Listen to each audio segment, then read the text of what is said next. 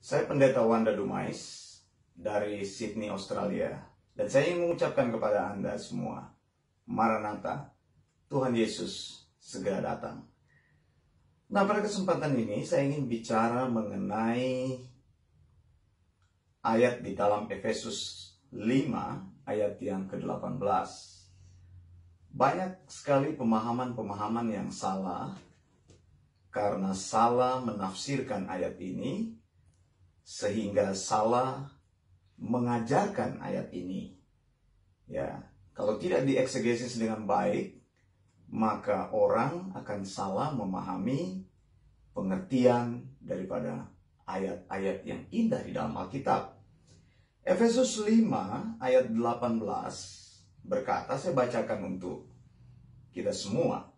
Dan janganlah kamu mabuk oleh anggur, karena anggur menimbulkan hawa nafsu, tetapi hendaklah kamu penuh dengan Roh Kudus. Ada dua perkataan di sini, atau dua frasa yang dipertentangkan oleh Rasul Paulus. Yang pertama, janganlah kamu mabuk oleh anggur. Lalu frasa yang kedua, hendaklah kamu penuh dengan roh. Nah, di tempat ini saya sudah menaruhkan beberapa anggur supaya Anda bisa melihatnya. Saya menunjukkan kepada Anda, saya pegang anggur ini. Tentu Anda bertanya-tanya, kok Pendeta Wanda menyimpan anggur, mempunyai anggur? Karena anggur itu bersifat alkohol, mempunyai alkohol. Dan Alkitab jelas mengatakan anggur membuat orang menjadi mabuk.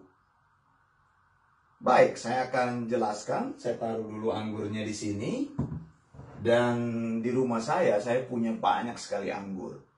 Mengapa? Karena setiap kali hari Natal, 25 Desember, ya, perayaan Natal, itu merupakan hari yang penuh sukacita. Lalu kami setiap tahun mendapatkan bingkisan-bingkisan anggur. Ya, di Australia pada umumnya orang memberikan tanda kasih atau hadiah, yaitu memberikan wine kepada teman-temannya. Jadi saya mendapatkan hadiah dari teman-teman yang mengasihi keluarga kami, yaitu wine atau anggur. Ya, meskipun saya sendiri tidak meminum anggur, tapi saya menyimpannya banyak sekali karena sudah bertahun-tahun hampir setiap orang yang mengenal kami, mereka memberikan hadiah wine atau anggur. Nah, saudara yang dikasihi Tuhan, Efesus 5 ayat ke-18 ini sebenarnya bukanlah satu teguran Paulus atau satu indikasi bahwa di jemaat Efesus itu terjadi atau ada persoalan di mana jemaatnya mabuk-mabukan.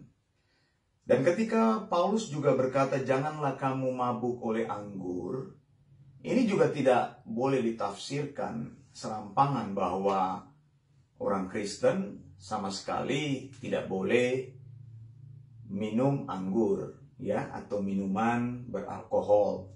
Sebenarnya bukan itu. Bukan itu, ya. Bukan berarti ayat ini mengatakan bahwa engkau tidak boleh minum anggur. Di bagian-bagian lain di dalam Alkitab, bahkan Paulus mengatakan kepada Timotius, karena pencernaanmu terganggu, engkau boleh meminum anggur sehingga membuat pencernaanmu kembali lancar. Artinya persoalan anggur di sini yang ditekankan bukanlah minum anggur atau minum wine, tetapi persoalannya di sini adalah kemabukan. Ya. Janganlah kamu mabuk oleh anggur. Jadi Rasul di sini menuliskan satu peringatan atau memberi kita sebuah peringatan, jangan menjadi mabuk. Ya.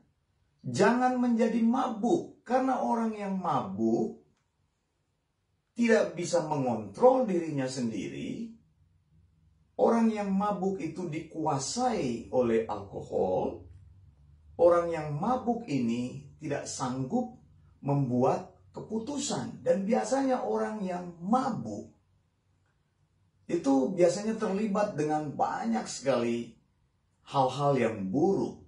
Mereka bisa menjadi violence, menjadi orang yang melakukan kekerasan.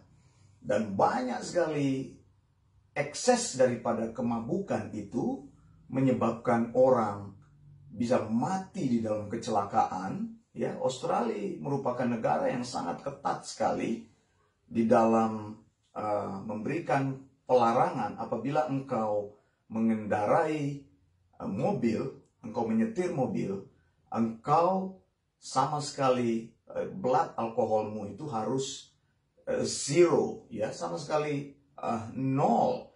Dan pada waktu polisi melakukan pemeriksaan di jalan-jalan, apabila kedapatan seseorang melampaui dalam darahnya, ya, karena ada tes itu random breath test, dilakukan RBT, polisi melakukan random breath test. Ada satu alat yang ketika engkau dicegat oleh polisi di tengah jalan, engkau mengendarai mobil di Australia, maka langkah pertama yang polisi lakukan adalah mengeluarkan alat itu, random breath test, dan menguji engkau. Engkau disuruh mengucapkan angka 1 sampai dengan 10.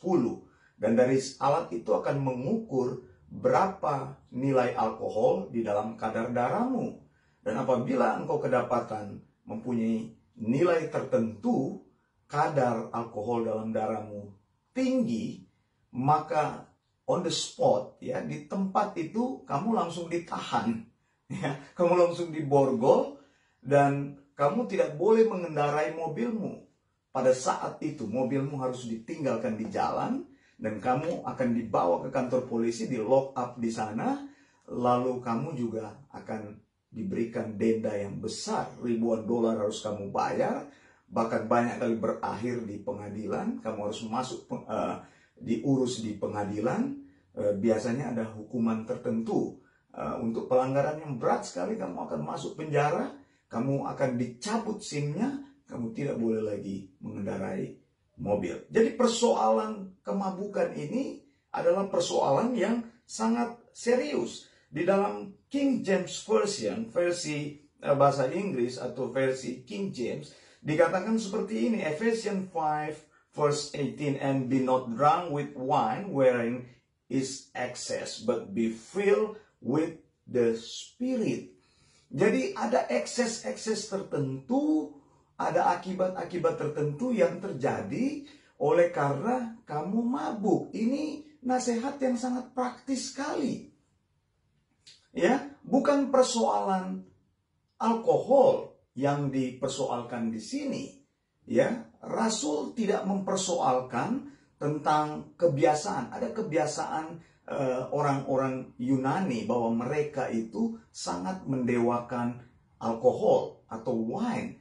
Jadi ada perayaan-perayaan tertentu yang mereka buat, yaitu mereka menamakan wine itu the god of wine.